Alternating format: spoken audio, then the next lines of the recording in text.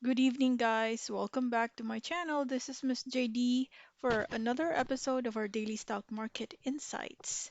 And in this video, of course, I just first of all want to thank those people who dropped a comment and shared their thoughts. A lot of thank yous. I'm so happy reading all of your messages, and definitely am so inspired to continue whatever I'm doing right now because of you guys. So if this is the first time you're watching my video, feel free to hit the subscribe button and the notification bell so you're always updated because I do this every single day. Okay? Um, all right. So, Mercedito, good morning, Miss JD. Pa-review po ng FCG at RLC.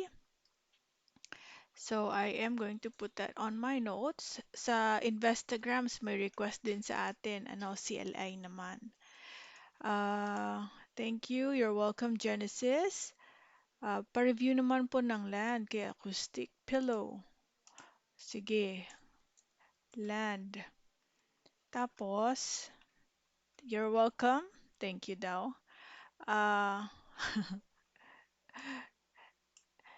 just posted that a video of when we went to Double Dragon the other day. Tapos, ito maganda. May tanong dito si Edmond. Uh, Ma'am, narinig mo na ba news regarding sa debt ceiling sa USA? Makakaapekto kaya siya sa atin? Ah, at yun ang kinakatakutan ko. Baka yung AC Ali bigla bumagsak. Okay, tingnan natin si Ali. Um, yeah, so thanks for that, Edmund. I did some research about it.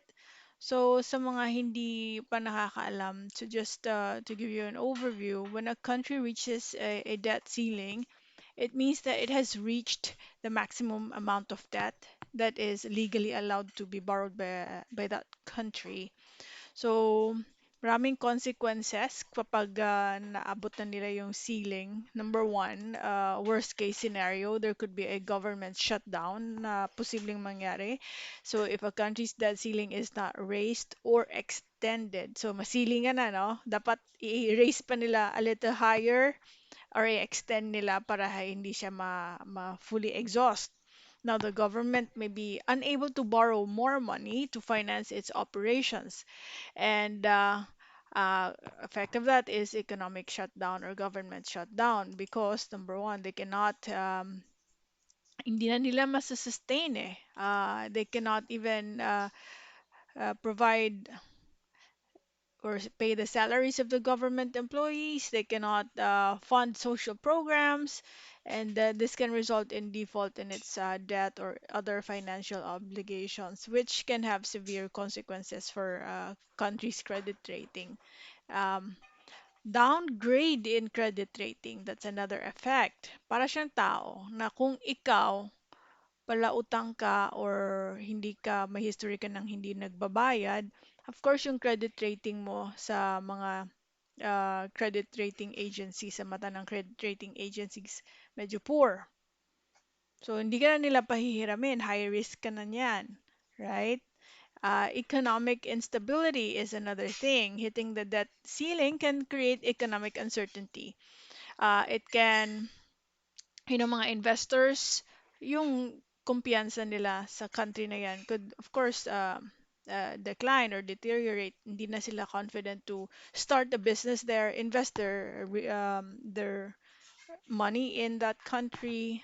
So, that's gonna be a negative thing.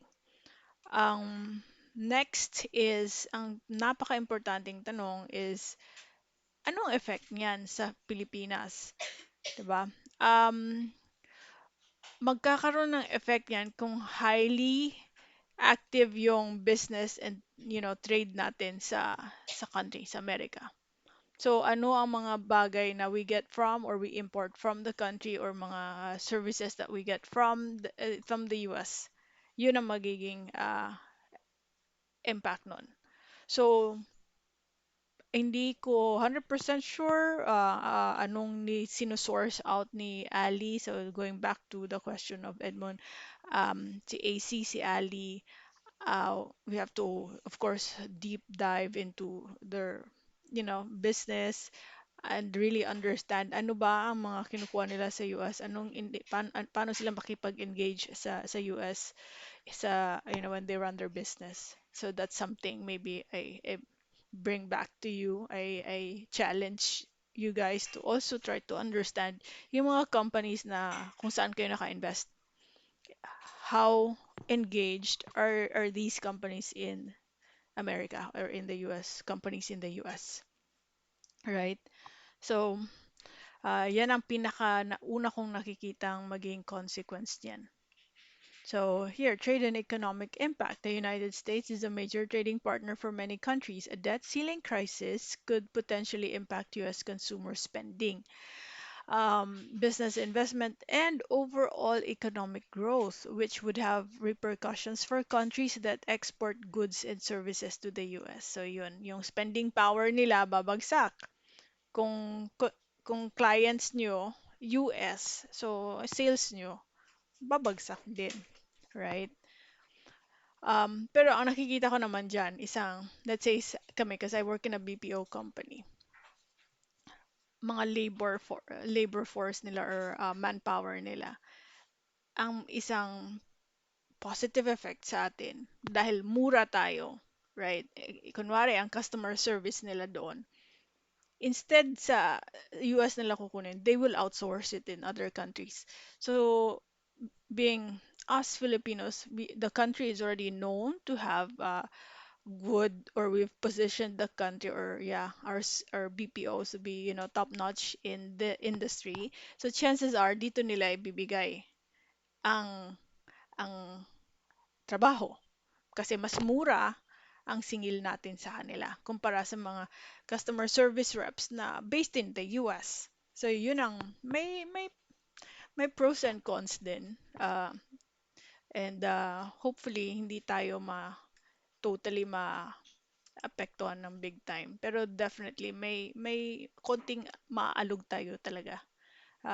But he will survive. Kumbaga, may nabasa nga ako na this um, crisis has been experienced by the US for the longest time now. Sinistretch lang ng sinistretch yung ceiling nila. Okay, so I think enough about that. Going back to your request, diretso na tayo. Teka lang, i-on ko lang yung aking charger. Yan. Yun. Balik tayo. Um, so, let's go back to the index. O, diba? Ang bilis ng effect. Yung index, red, madaming red ngayon. Pero, syempre, it's a global crisis. It's a like what I mentioned, yung tama yung question ni Edmund, no? It's probably something that the entire world will experience because we have so many businesses that involve the US. Now, we still have to look at the individual stocks, ano? Kasi hindi yan representative. Pwedeng, ano yan eh, initial reaction to the news, and but temporary lang yan. But definitely, this is already talking about the candlestick. This has broken. Sign na to kasi more than three-fourths of the body of the candlestick is lower than this trend line that I created. Ito initially yung uptrend support niya eh. So, na-trigger yan. Chances are pwedeng may continuation to the downside. So, mukhang hindi pa tapos ito. Tingnan na lang natin. I am plotting a horizontal line somewhere here. So, pag babagsak siya, pwedeng maglaland siya somewhere at the 6,466. And let us see kung mag-stabilize siya, gagawa siya ng panibagong support bago mag-reverse uli. Okay, so, yeah, I'm not spared. Madami sa mga stocks ko din na naging pulahan today. So, again, you just have to remind yourself, na kung ano ba talaga yung purpose mo, ba't mo pinasok yan. Kaya, kung long term ka, nothing to worry. Pag bumagsak siya, di bili ka lang ng bili.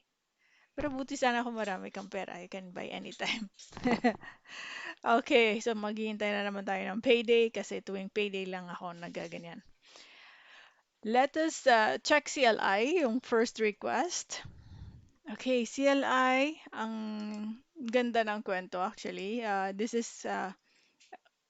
consolidating at the top and it also respected the MA20 line. So kita mo to, ibig sabihin each time it drops at that level, nagsusustain siya.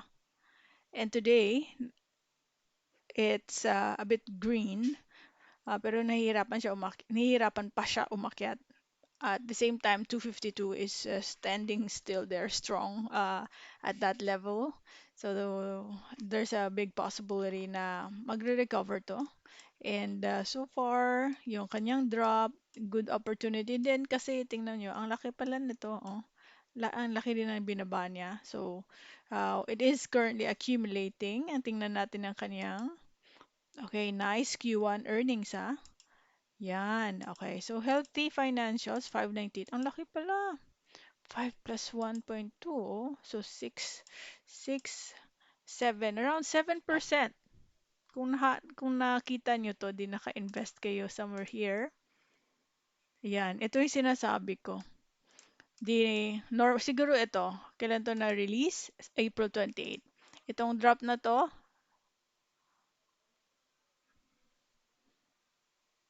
excuse me, X-date, April 13. Okay, April 13 nga. April 13. So, kapag nagda-drop, pag nag-X-date, normally nagda-drop talaga yan. Pero tingnan nyo, nag-drop siya, pero nag-recover na naman siya. So, for those people na andito, malapit na kayo makaabot to. So, let's say dito kayo nag-enter, no? 262, 261. Konti na lang. Ayan.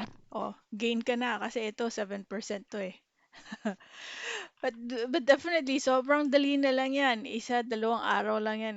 Kaya yan makabalik sa presyo na pinasok nyo and then you're still at a very cheap level. Kaya ito yung klase ng setup ng if you are a dividend investor, very good timing because you're at the lower level tapos yung yield mo, dahil mababa mo siyang nakuha, ang taas na ng yield mo. Okay? So, what if in the next few years, tumaas pa ng tumaas, edi ang dividend against your capital, it's still going to lalaki ng lalaki yung dividend yield mo year on year. Alright? So, that's the beauty of dividend investing. Ngayon, let's take a look at FCG. FCGI, patuloy pa rin bumabagsak si Figaro, triggering lower Bollinger Band. So, I am a bit on the, parang dito siya ano no, pero andyan pa eh. So, abangan natin next yan na possible support ay dito na. Okay? Dahil nakikita ko dito, ceiling siya dati, support dito, and then ceiling dito. So, if there will be some more um, pull to the downside, yan ang sunod niyang support. Okay. You can also take a look at the weekly chart para mas malinis mo siyang makita. Okay, ito may resistance pala siya dito, no? Sige, draw natin 'yan. It's kaya ang ganda pag nag-weekly ka eh. Ayan, before we even go to the 0.62, ito, may resistance formed at this level. So, baka lang, no? Baka itong area na to. Kaya din. 3 days straight, hinit niya yan at bumalik naman. Pero hindi pa kasi ako sold sa klase ng candlestick niya eh. At ang liit pa ng volume. So that means wala pa yung buying sentiment, hindi pa siya nabubuo. So pwedeng mag-sideways muna or worst kapag na-break yan, bababa pa siya ng 0.62. So on the defensive side ka muna dyan kay FCG. Next stock is RLC. Si RLC, may dividend. Oh, nice. Thanks for sharing these stocks kasi I really get excited Whenever I see stocks na nagbibigay ng mga dividend. Alright, so may dividend ka, ex-date mo is on the 26th, so dapat, 25 ngayon, 10:20 pa lang ng gabi. So, bukas, kung plano mo pumasok, wag na. Dahil ex-date na yan, hindi ka na qualified to join. So, itong magandang klase ng, ah, hindi pa pala, bukas pa yan. Posibleng babagsak, pero mukhang nasa support na siya eh. Yan. Kung tatawid siya sa MA20 line, babagsak siya. Normally, ang ibabagsak niya is that amount na ibibigay sa dividend.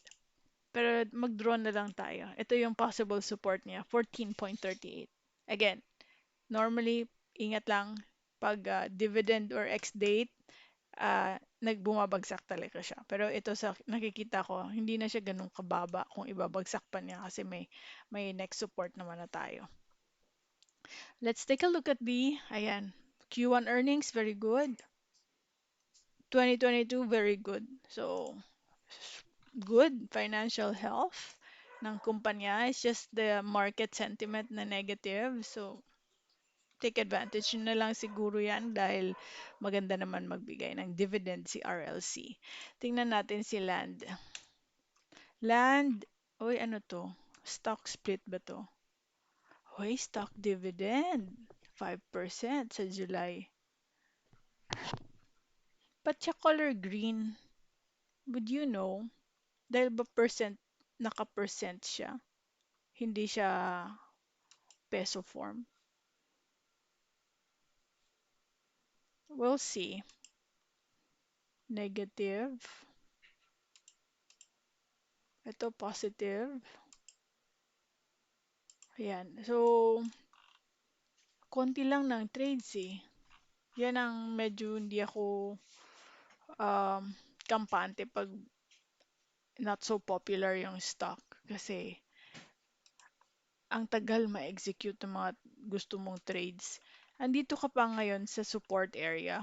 So, okay lang yan. Malaki din yung binaba niya. This is Cityland by the way. Si Cityland in Manila, ang dami-daming mga uh, condominiums na pinapatayo left and right. Very popular condominium sa Manila. So for 2021, 2022, consistent pala siya. Pero just let me know ba't siya color green. Hindi ko lang maintindihan bakit iyan ang kulay niya. It's okay. If you know the reason why, just let me know, okay? So far, yun nga. Just moving within the support level itong si Land. ACI, tingnan natin. Uy, nagpo-pullback. Pa-pullback yata to ah. Oh, tingnan natin. I-measure natin sa sa Fibonacci. Kung dito tayo manggagaling, let's say ganyan siya. Kung magpo-pullback pa siya, posibleng i-revisit niya ang 679. Kasi umakyat na to eh. The Fibonacci retracement tool measures the area where it could potentially drop and bounce and then continue its way upward. Kita mo, as we go higher and higher, paakyat ng paakyat din ang volume niya, above the average pa nga eh. So, what I'm thinking, pag ito tumuloy-tuloy ng pullback, hindi yun ganun kababa. Temporary pullback lang. People are just taking profit, especially the traders. Patakin nyo sila, pero kung ikaw long-term investor, take advantage of that drop sa kakapumasok. Maybe you can even haggle up to this level. 678, worst is 664. Then chances niyan, bakit? Patuloy-tuloy pa yan kasi ang laki din ng na-discount mo dyan at tingnan mo, nag-drop siya. Right? So, nice company. Ayala is a very solid company in the country. Ali. Ali also moving technically downward pa si Ali.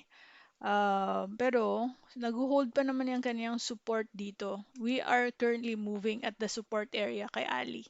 So I think several days na natin siya nire-review and steady and strong pa rin siya dito sa support. So hintayin na lang natin na mag-pick up ang volume at my green candlestick, ideally engulfing green candlestick, and then diyan ka papasok. So far, you're also at a very, very cheap level kay Ali. This is Ayala Land. So, yan. Revenue-wise, healthy. So, very good company. Probably, ano to, pang, for the long haul talaga. If you want to have this in your portfolio, think of it for long term. Right? Tingnan natin. Sunod. All stocks. Kita mo, oh my God. Tell. ICT. Pili tayo. Tingnan natin si Picor. Ay, in fairness, sino yung nagtanong sa akin the other day? O, di ba? Buti na pagkwentuhan natin to si Picor. Si Picor, di ba, sabi ko, this is a company na na biktima lang to ng market sentiment. Hindi naman to mababagsak eh. Kasi this is Petron. Wala tayong nagpapagasolina sa Petron. Actually, yan nga ang gusto namin na gasoline station eh. Anyway, so bullish siya. Ganda ng volume yung maakyat, triggering pa, andyan pa ang volume. So this is just starting to recover. Napagod din, nagbasa ko diyan kanina. Sino nga ba yun? Si Ayon yata yung nag-comment dun sa Instagram. Sabi niya, napagod na yata kaka-downtrend. Maiba naman daw. Mag-uptrend naman daw. O baka pareho sila ni Ayon. So, ito na, nag-uptrend na siya and it's just starting super good level. Pag may fluctuation bukas or in the next days, take advantage of that and kung gusto nyo, test buy kayo kasi yun na nga, may dividend siya, starting to reverse. Revenue-wise, ayan, healthy, yun. So, nakalimutan ko sino tanong eh, pero alam ko parang 7 pesos ba? 7 pesos ba yung average mo? I can go back to that. Wala na. Hindi ko na malocate. PCOR. So, basta yon. Or baka sa Facebook yun na question. Um, yun siya. Tingnan natin si MWIDE. Si MWIDE bumagsak palalo eh. So, mukhang babalikan itong previous na support. So, sinong matibay na magsistay pa? Tingnan natin. Ayan, ito siya. Babalikan yan. I can see it. Ito, mukhang babalikan ito ang ating supported at 295. Baka mag-3. Diyan banda. Before it recovers. And let's see kung magtutuloy siya. Anyway, -7. Not so good yung kanyang Q1 earnings, no? Alright, so we'll see. Murang-murang level pa naman siya. Hindi pa naman to. It won't go bankrupt. Ang dami pa naman yung projects. Si Ion, ayan. Ayan na siya. Na-reject na. Okay, so magpo-pull back. I can see a possible pullback. May taas pa ng volume, no? Baka temporary pullback lang. Pero wag niyong habulin, guys, ha. Pag nag-drop siya, maybe siguro pag binigyan ko yun ng chance sa 0.88, di good. You can try it out. Pero pag nag-gap up siya, kunwari bukas, especially if you're not able to watch the market full time, careful lang talaga kasi baka maano kayo eh, ma-FOMO. So, allow, allow for it to go back to the previous level. Pwede nyo rin to i-measure using the Fibonacci. Pero hindi natin alam kung ito na nga yung kanyang tip eh. So, 0.89 kapag bumalik pa siya dyan. We'll see. Pwede nyong i-test buy. Okay? So, I think yun lang muna for this episode. Let me know if may gusto pa kayong i-request. Alright? And I can prioritize that in my next review. And I hope you are not, hindi kayo nasa spam ng mga nilalagay ko ng mga shorts. Minsan kasi you just need to, pang-remind ko din sa sarili ko to be, inspired din. Some words of motivation na to continue. Whatever we're doing here, we're building this skill. May mga trades tayo na hindi ganun ka-perfect, and that is part of the journey. It's part of the equation. And it's how you deal with those imperfect trades and what you take away from that experience. Yung technically yung magpapagaling sa atin someday. We're building that skill. Hindi siya linear journey. May bumps talaga yan along the way. So just continue whatever you're doing. The fact that you're visiting this video every time, every day, you're doing the exercise. You're learning. Sabay tayong nag-aaral. It's not because I'm reading these charts, ako ang tama. No. It's just that I am documenting my thoughts, and you're here with me, listening to my thought process. Because after the market closes, I would normally go back to my video and listen to my thoughts. So if you're able to do that, very good. Kasi you're documenting. Ito ang form ng journaling natin. So I'm doing this exercise. Maybe you can do too if you want. Right? But salamat. Salamat sa pagbisita lagi sa pagpanood ng videos ni Miss JD. In the meantime, thank you for watching. Bye-bye for now.